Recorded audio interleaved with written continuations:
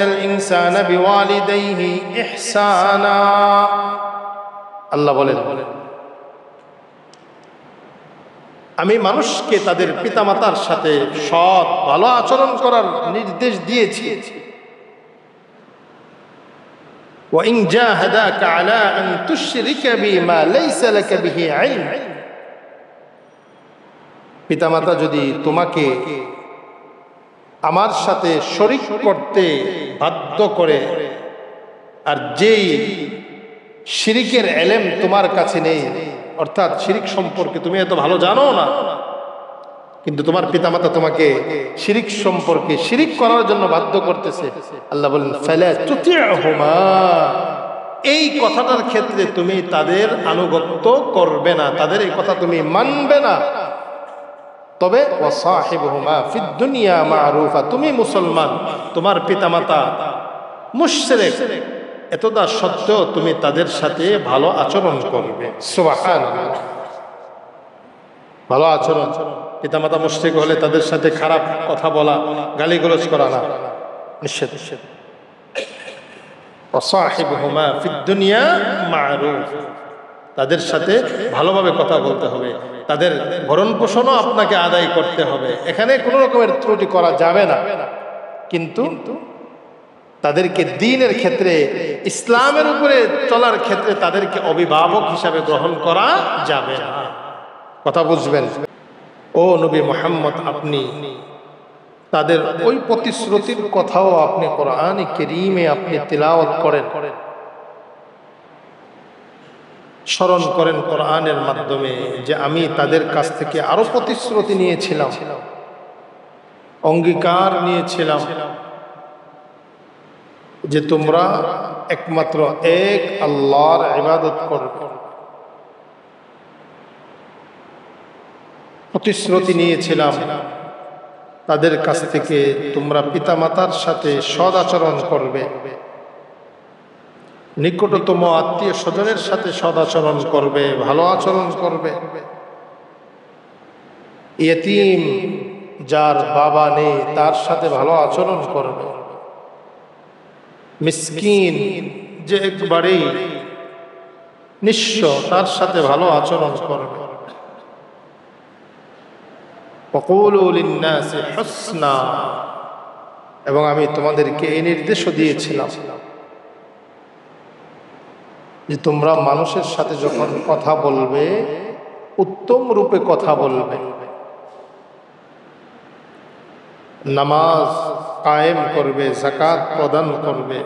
আল্লাহ বলেন এই প্রতিশ্রুতি আমি তাদের কাছ থেকে নিয়েছি, এই আমলগুলো করবে। আল্লাহ বলেন এরপরেও এই বনি ইসরাঈলী তারা তাওরাতের এই নির্দেশ থেকে মুখ ফিরিয়ে নিয়েছে। সকলে বলি নাউযুবিল্লাহ। কিছু সংখ্যক লোক যারা এই নির্দেশকে মেনে নিয়েছে, আর কিছু সংখ্যক লোকই আমার আপনার নবীকে পাওয়ার পরেও বনি ইসরাঈলের সকলে আমার আপনার নবীর প্রতি ঈমান আনে নাই। কিছু সংখ্যক লোকই একমাত্র ঈমান এনে তারা পরিপূর্ণ মুমিনের পরিচয় লাভ করেছেন। সুবহানাল্লাহ। আল্লাহ বলেন প্রতিশ্রুতি নেওয়ার পরে প্রতিশ্রুতি ভঙ্গ করা এটা তাদের অভ্যাস। এটা বনি ইসরাঈলীদের কি বলেন? অভ্যাস। এটা তাদের স্বভাব, প্রতিশ্রুতি ভঙ্গ করা।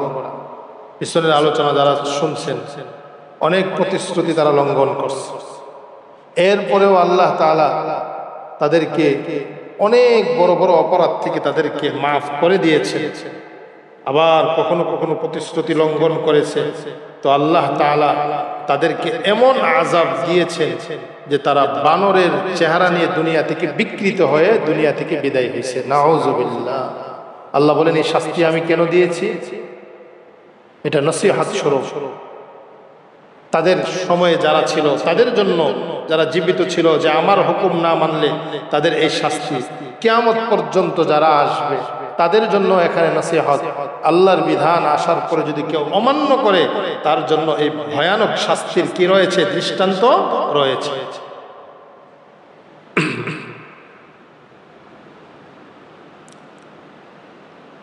যে আয়াতের স্বাভাবিক অর্থ আমি আপনাদের সামনে বলছি, এই আয়াতকে সামনে রেখে আমরা এটা সকলেই আমাদের কাছে এটা সুস্পষ্ট যে এক আল্লাহর ইবাদত, এটা শুধু আমরাই করি নাই, পূর্বের সকল নবীর উম্মত, সকল নবী এসেই সকল নবীর উম্মতকে একমাত্র এক আল্লাহর ইবাদতের দাওয়াত দিয়েছে। শুধু বনি ইসরাইল না, তাদের পূর্বেও যারা ছিল তাদের ব্যাপারেও কোরআন এটা বলে, ওয়া ইলা আদিন আখাহুম হুদা قال يا قوم اعبدوا الله ما لكم من إله غيره। রব্বুল আলামিন ইরশাদ করেন, আদ সম্প্রদায়ের কাছে আমি তাদের ভাই হুদকে নবী বানিয়ে প্রেরণ করেছি। তিনিও তার সম্প্রদায়কে দাওয়াত দিয়েছেন, হে আমার সম্প্রদায়, তোমরা এক আল্লাহর ইবাদত করো যার সাথে কারো কোনো শরীক নেই। ওয়া ইলা সামুদ আখাহুম সালিহা,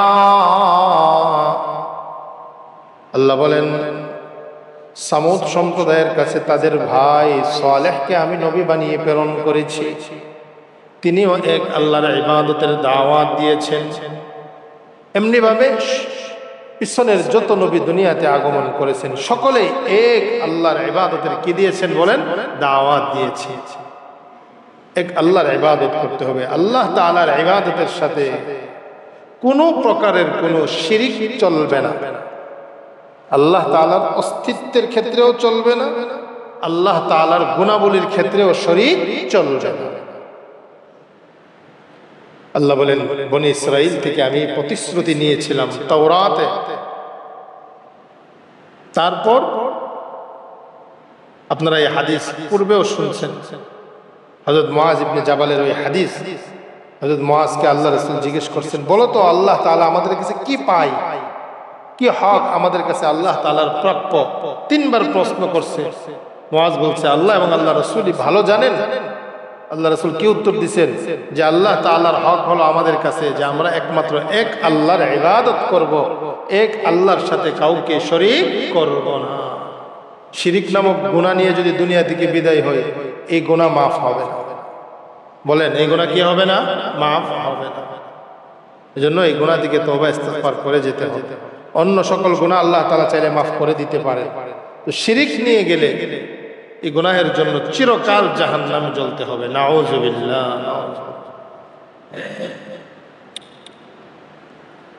এবার যে বান্দা শিরিক মুক্ত ইবাদত করবে আল্লাহ তাআলার কাছে সে কি প্রাপ্য? আল্লাহ রাসূল বলেন যে সে যদি শিরিক মুক্ত ইবাদত করে তো আল্লাহ তাআলা তাকে শাস্তির আওতাভুক্ত, শাস্তির সম্মুখীন তাকে করবেন না।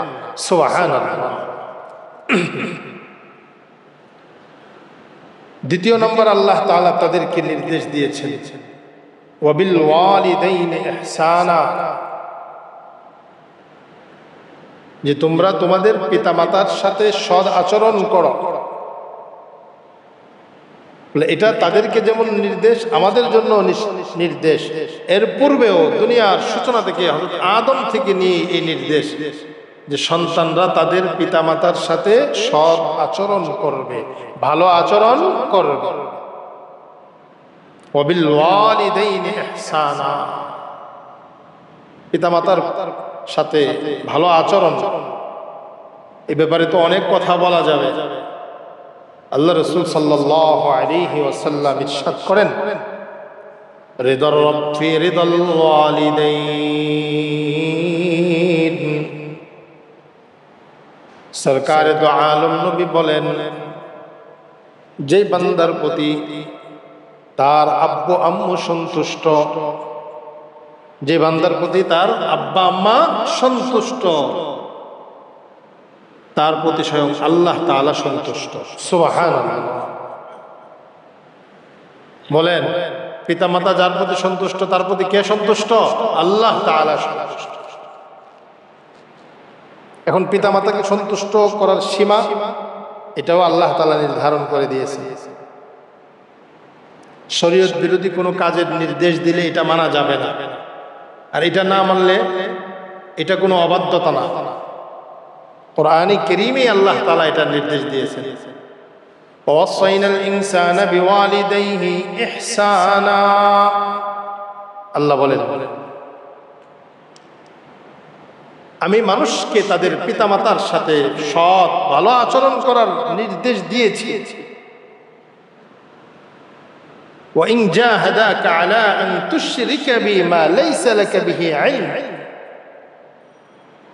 পিতামাতা যদি তোমাকে আমার সাথে শরীক করতে বাধ্য করে, আর যেই শিরিকের ইলম তোমার কাছে নেই, অর্থাৎ শিরিক সম্পর্কে তুমি এত ভালো জানো না, কিন্তু তোমার পিতামাতা তোমাকে শিরিক সম্পর্কে শিরিক করার জন্য বাধ্য করতেছে, আল্লাহ বলেন ফালা তুতি'হুমা, এই কথাটার ক্ষেত্রে তুমি তাদের আনুগত্য করবে না, তাদের এই কথা তুমি মানবে না।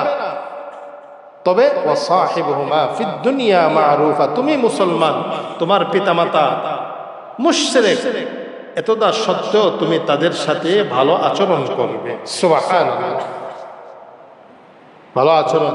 পিতামাতা মুশরিক হলে তাদের সাথে খারাপ কথা বলা, গালিগালাজ করা না, নিষেধ। ওয়াসাহিবহুমা ফিদ দুনিয়া মা'রুফ, তাদের সাথে ভালোভাবে কথা বলতে হবে, তাদের ভরণ পোষণও আপনাকে আদায় করতে হবে, এখানে কোনো রকমের ত্রুটি করা যাবে না। কিন্তু তাদেরকে দ্বীনের ক্ষেত্রে, ইসলামের উপরে চলার ক্ষেত্রে তাদেরকে অভিভাবক হিসাবে গ্রহণ করা যাবে না। কথা বুঝবেন? আল্লাহ তাআলার আনুগত্যের ক্ষেত্রে যদি তারা বাধা হয়, এই বিষয়ে তাদেরকে মানা যাবে না। এছাড়া তাদের আপনার কাছে যে অধিকার আছে, তাদের ভরণ পোষণ, লালন পালন, খাবার ইত্যাদি, তাদের থাকার জায়গা, কাপড় চোপড়, যত রকমের খিদমাত সবগুলো আপনার করতে হবে। যদিও পিতামাতা কি হয়, কাফের হয়, বেঈমান হয়, মুশরিক হয়, কিন্তু ঈমানের ক্ষেত্রে, ইসলামের ক্ষেত্রে তাদের কোনো বিষয়কে প্রাধান্য দেওয়া যাবে না। এক সাহাবী হযরত সাদ ইবনে মুআজ গালেবান, হয়তো উনি হবে, সূরাতুল আনকাবুতে আয়াত নাজিল হয়েছে। মা বলতেছে, বাবা তুমি যদি আমাদের ধর্মে ফিরে না আসো, তাহলে আমি পানাহার করব না, খাবার গ্রহণ করব না।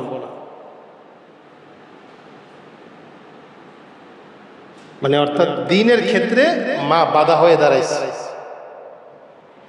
ছেলে বলছে, মা আল্লাহ তাআলা যদি আপনাকে একাধিক প্রাণ দেয়, আর আপনি বারবার মৃত্যুর পরে আবার জীবিত হয়ে আমাকে বলেন যে আমার ধর্মে ফিরে আসো, তারপরেও আমি আপনার এই কথা মানব না। আমি আল্লাহ তাআলাকে বিশ্বাস করেছি, মুহাম্মদুর রাসূলুল্লাহর প্রতি ঈমান এনেছি, এটার উপরে আমি অটল অবিচল থাকবো। সুবহানাল্লাহ।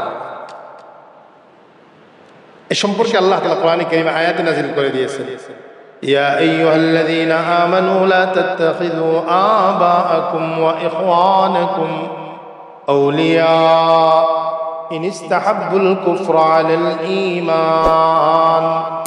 আল্লাহ বলেন, তোমরা তোমাদের পিতামাতাকে, তোমাদের ভাই ব্রাদারকে আউলিয়া, অভিভাবক হিসাবে গ্রহণ করিও না, তাদেরকে তোমাদের দায়িত্বশীল বানায়ও না, তোমাদের অভিভাবক বানায়ও না, যদি তারা ঈমানের উপরে কুফরিকে প্রাধান্য দেয়। সুস্পষ্ট আয়াত।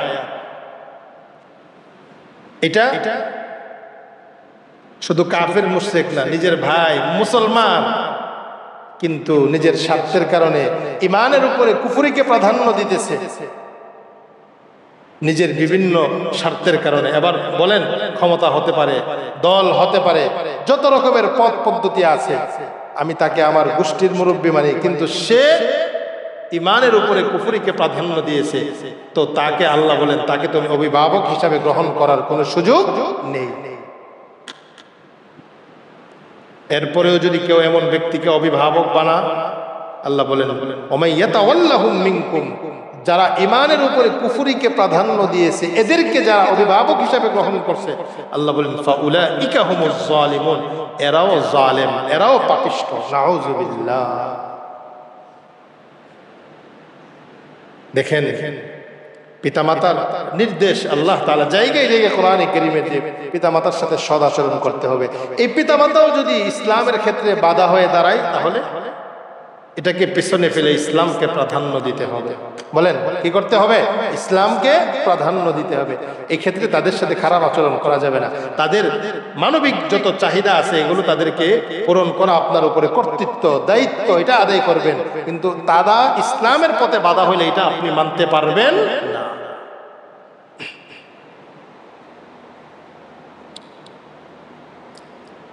ওয়াবিলওয়ালিদাইনি ইহসানা, পিতামাতার প্রতি সদাচরণ, পিতামাতার সাথে ভালো আচরণ। এখনের সময়ে আমাদের কাছে খবর আসে, আপনারাও খবর পান যে মা বাবার সাথে ভালো আচরণ সন্তান করে না। এটার কিছু দায়িত্ব পিতামাতাকেও নিতে হবে। ভালো আচরণ যেই এলেমের মাধ্যমে শিখবে, যার মাধ্যমে শিখবে বা পিতামাতার সাথে কেমন আচরণ করতে হবে, এটা তো আল্লাহর রাসূলের জিন্দিগি ছাড়া, মুহাম্মদুর রাসূলুল্লাহর আদর্শ ছাড়া অন্য কোনো আদর্শে খোঁজ নিলে পিতামাতার সাথে কি আচরণ এটা যথাযথ পাবে না, এই শিক্ষা পাবে না। একমাত্র ইসলামের তালিম যদি আমি আমার ছোট শিশুকে প্রথম থেকেই দিই, তাহলে ছোট থেকেই তার দিলের ভিতরে পিতামাতার প্রতি মহব্বত আর ভালোবাসা জন্মাবে। কিন্তু আমরা তো এটা থেকে অনেক দূরে। দুনিয়ার সব কিছু শিক্ষা দিতেছি, কিন্তু নৈতিকতা যে জিনিসটা এটাই নাই। অনেক কিছু হয়ে গেছে, অনেক বড় শিক্ষিত হয়ে গেছে, কিন্তু তার কাছে মার কোনো মূল্য নেই, বাবার কোনো মূল্য নেই। পিতামাতার সেবা যে করতে হবে বা করা যে এটা আবশ্যক, ফরজ, এই এলেমই তার মাঝে নাই। আমাদের এক মুরব্বী ছিল, আমার আব্বার যিনি উস্তাদ, আমাদের জেলা মসজিদের ইমাম সাহেব ছিলেন, খুব শক্তভাবে বলতেন যে যত বড় শিক্ষিত বানান, কিছু ছাড়া বাকি সকলেই মা বাবার হক কি বুঝবো, মা বাবার খবরই নেই না। মা বাবাকে যে যত্ন করতে হবে, মা বাবার যে হক আছে এটা যেন বুঝেই না। এর মূল কারণ হইল দুনিয়ার সব শিক্ষা আমরা শিখাইছি, কিন্তু মা বাবার প্রতি শ্রদ্ধা আর ভালোবাসা আসবে এই তালিমটা মা বাবা দেয় নাই। এই জন্য এটার পরিণাম, অশুভ পরিণাম পিতা মাতাকে কি করতে হয়? ভোগ করতে হয়। এই জন্য আমি আমার সন্তানের কাছে ভালো আচরণ আশা করি। এই জন্য আমার সন্তানকে এই তালিম দিতে হবে, যে শিক্ষার মধ্যে পিতামাতার হক, ভাই বোনের হক, প্রতিবেশীর হক, আচার আচরণ নিয়ে যে শিক্ষা গঠিত, এই শিক্ষা তাদেরকে দিতে হবে। আর এটা ইসলামী শিক্ষা ছাড়া অন্য কোনো শিক্ষাই পাবেন না। আল্লাহ রাসূল সাল্লাল্লাহু আলাইহি ওয়াসাল্লামের এক একটা কথা এটা জাদু, মধু মিশ্রিত। বাচ্চা ছোটবেলা পড়ছে যে আমার পিতামাতা সন্তুষ্ট, তাহলে আমার প্রতি আমার আল্লাহ সন্তুষ্ট, তো তার ভিতরে এটার প্রভাব কাজ করবে।